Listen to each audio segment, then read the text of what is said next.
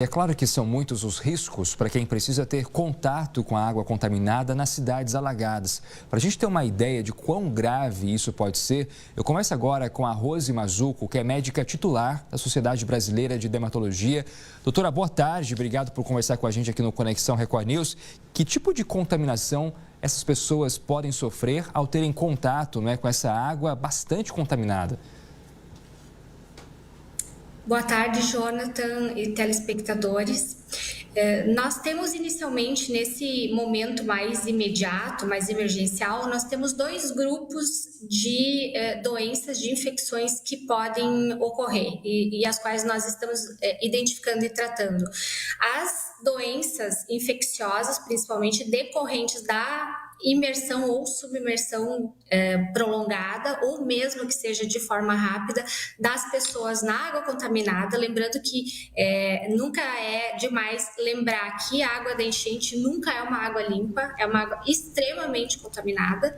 E também nós temos o grupo de doenças que ocorre em alguns abrigos pela aglomeração das pessoas e também pela dificuldade na higiene correta, né? A gente está tendo bastante também, principalmente as infestações como escabiose e pediculose.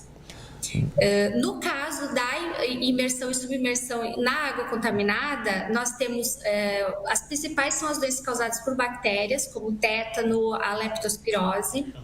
Essas doenças, elas são doenças bastante graves, mas elas têm profilaxia. O tétano, no caso, é a vacina, e a leptospirose existe uma profilaxia, que é uma medicação que se usa em casos identificados em que há maior risco. E também estafilococo, streptococo, bactérias que a gente chama de gram-negativas, que são bactérias que podem causar foliculite, infecções na pele, outras doenças causadas também por bactérias e vírus que foram ingeridos, né, juntamente com essa água contaminada, e que causam doenças bastante graves. Uma outra questão que a gente está vendo em relação aos voluntários e aos socorristas são as mordidas de animais, principalmente cães. Esses animais, eles podem transmitir a raiva, que é uma doença de altíssima letalidade, praticamente 100% de letalidade, mas existe a vacina, né? Essas vacinas, tanto para o tétano quanto para a raiva, estão disponíveis nos postos de resgate para os socorristas e os voluntários e também para as pessoas que foram socorridas, mas também a saliva desses animais é extremamente contaminada por outras bactérias que causam também doenças muito graves no ser humano. Doutor, é importante lembrar também, que tanto a população de um modo geral, como principalmente os voluntários, todos estão muito exaustos neste momento, E talvez seja difícil você identificar se a pessoa está doente ou se ela está apenas cansada.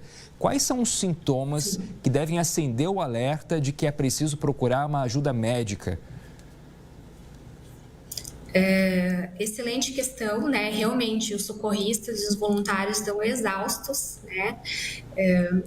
Mas o que deve chamar atenção é algum trauma, por exemplo, se a pessoa foi salvar alguém e sofreu um trauma ou uma mordida de cachorro, ela não precisa esperar ela começar com sintomas, ela já pode procurar a profilaxia, ela já pode procurar os médicos voluntários que estão nos postos de resgate e nos abrigos para que ela faça a profilaxia e não chegue a ter os sintomas. Mas assim, o que chama bastante atenção, tem que chamar bastante atenção, febre, dor no corpo, né? Mas a exaustão também causa, mas febre, falta de apetite, dor no corpo e indisposição.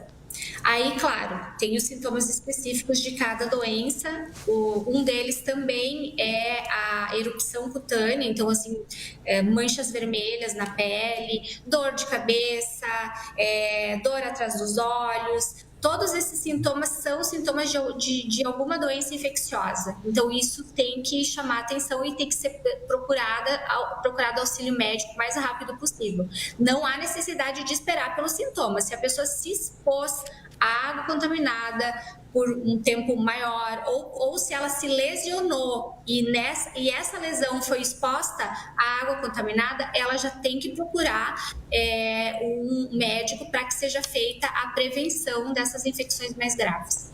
A vacinação, doutora, ela pode ajudar essas pessoas a se protegerem contra as doenças? Que tipo de vacina a gente está falando? Sem dúvida. Sem dúvida. Como eu já falei, o tétano e a raiva, que são doenças muito graves, né? O tétano, ele é causado por uma bactéria e a raiva por um vírus. São doenças que têm vacina para que a doença não se instale.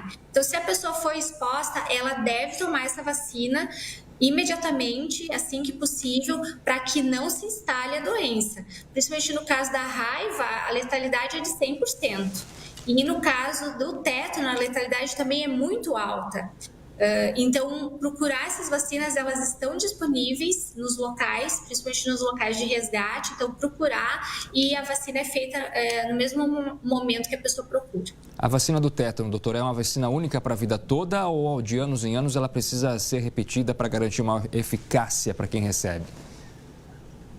Exatamente, ela precisa ser repetida, né? Você faz, ela tem a durabilidade em torno de 10 anos e se você se expôs a um trauma com material sujo, contaminado, enfim, não só a água, né, contaminada, mas prego, tijolo, etc.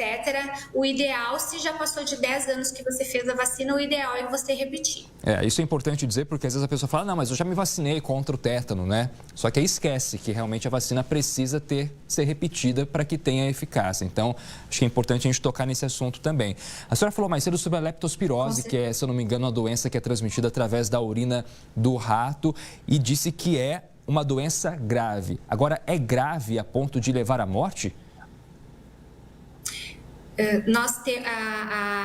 A mortalidade da leptospirose é em torno de 30%. Então, assim, ela é uma doença muito letal, uma doença muito grave.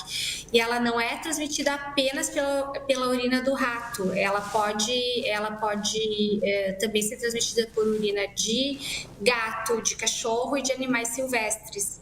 Então, é uma doença de altíssimo risco nesses casos em que as pessoas se expõem a essa água que tem certamente tudo, né? Excremento de animal, animais mortos, o esgoto, né? Porque a água invade a estação de esgoto, ela invade as cisternas e vai tudo misturado com a água, né?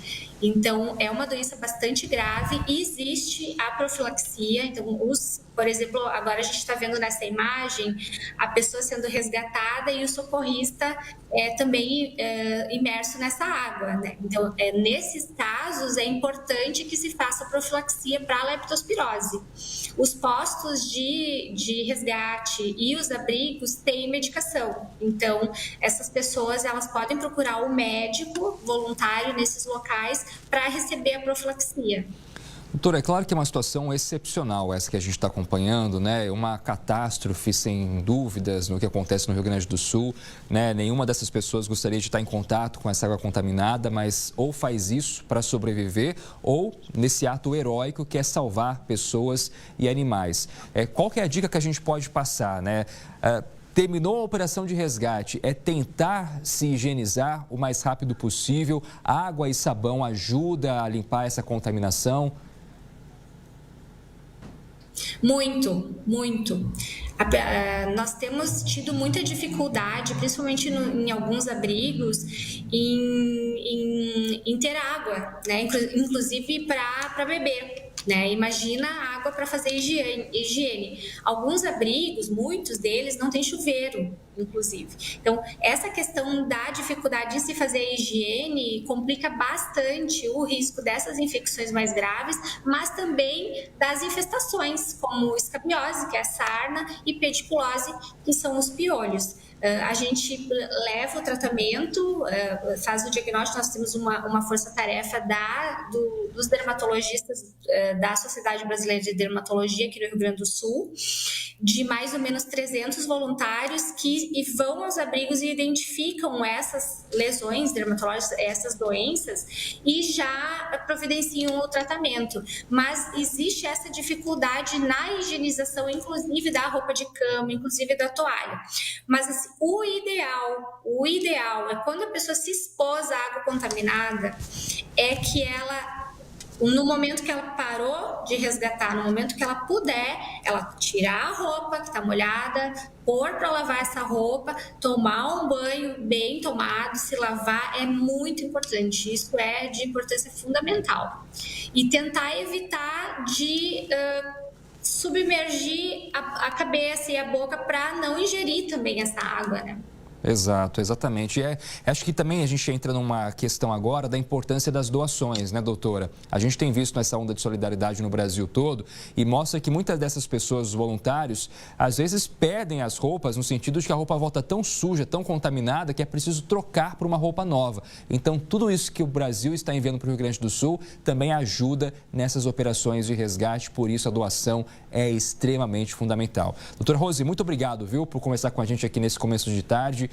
Até uma próxima. Até, eu que agradeço. Boa tarde. Boa tarde.